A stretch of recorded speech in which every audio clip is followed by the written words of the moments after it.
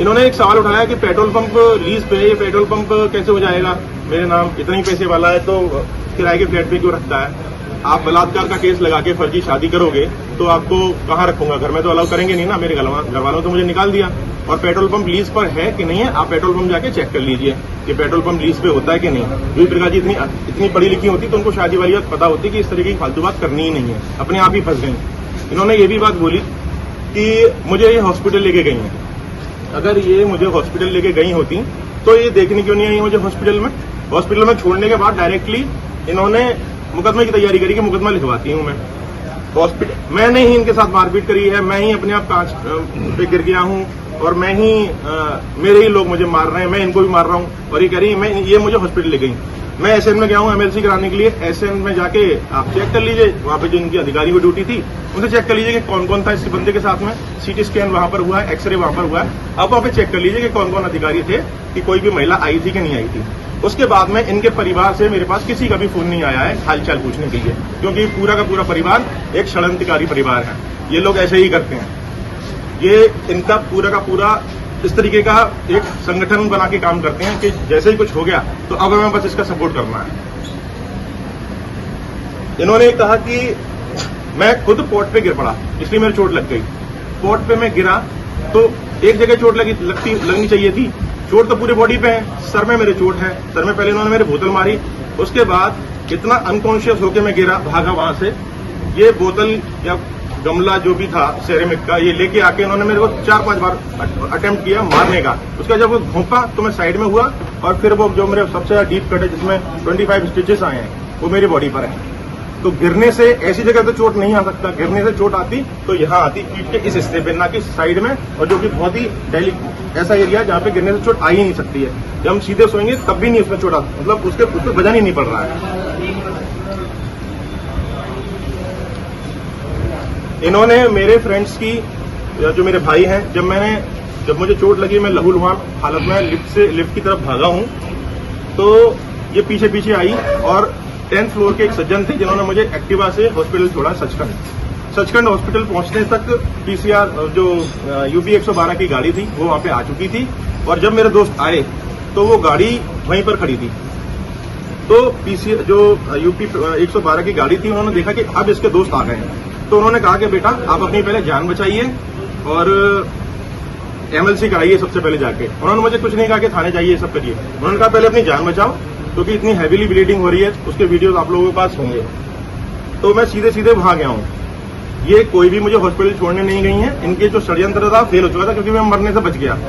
तो उन्होंने कहा कि बेटा आप अपनी पहले जान बचाइए और एमएलसी कराइए सबसे पहले जाके। उन्होंने मुझे कुछ नहीं कहा कि थाने जाइए सब करिए, उन्होंने कहा पहले अपनी जान बचाओ क्योंकि इतनी हैवीली ब्लीडिंग हो रही है, उसके वीडियोस आप लोगों के पास होंगे। तो मैं सीधे सीधे वहां गया हूं। ये कोई भी मुझे हॉस्पिटल छोड़ने नहीं गई है, इनके जो षड्यंत्र था फेल हो चुका था क्योंकि मैं मरने से बच गया।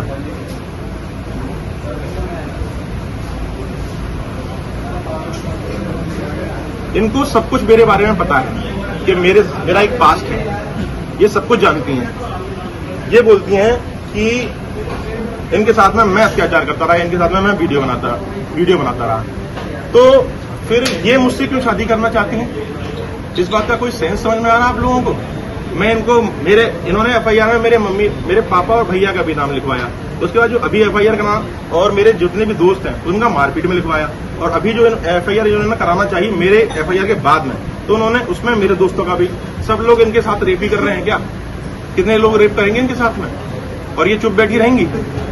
ये मुझसे मेरे ऊपर खुद मेरे पास सारी कॉपीज हैं। ये सर देखिए 31 तारीख को ये इन्होंने डीसीपी के यहाँ पे एफआईआर के लिए तहरीर दी और 1 तारीख के लिए ये समझौता हुआ कि 1 तारीख को मैं शादी करूंगा।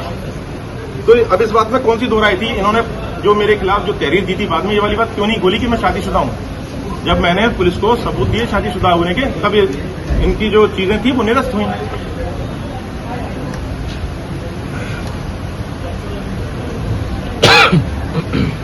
एक और चीज मैं स्कूल में खोलना चाहता हूं कि एक होता है कि law must take its course.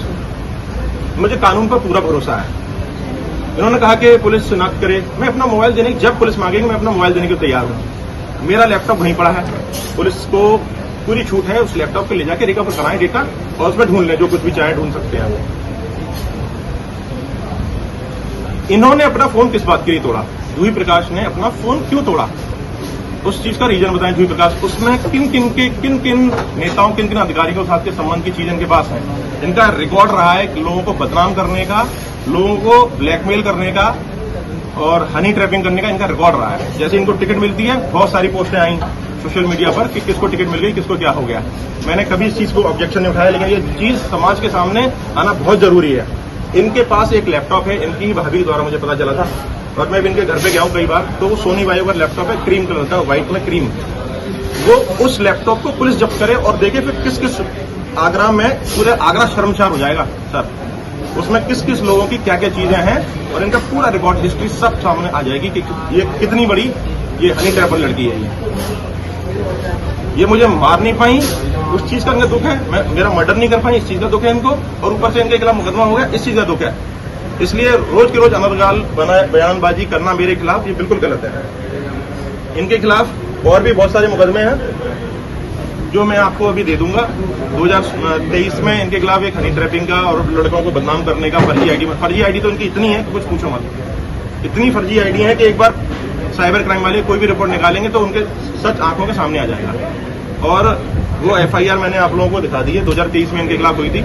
उससे पहले 3-4 एफआईआर और हैं, और इन्होंने जो एफआईआर फर्जी करा के SC/ST लगा के किसी पे, वो भी मैंने आप लोगों को दे दी है। ये 2017 में भी पार्टी से निकाली जा चुकी है, समाजवादी पार्टी से, उसकी भी मैं आपको रिपोर्ट दे रहा हूँ। तब भी इन्होंने नेताओं को बदनाम किया था और उनको हनी ट्रैप करने की कोशिश करी थी। योगेंद्र जी, एक सवाल ये है कि अभी जिस तरह से आपने सारी चीजें रखी है,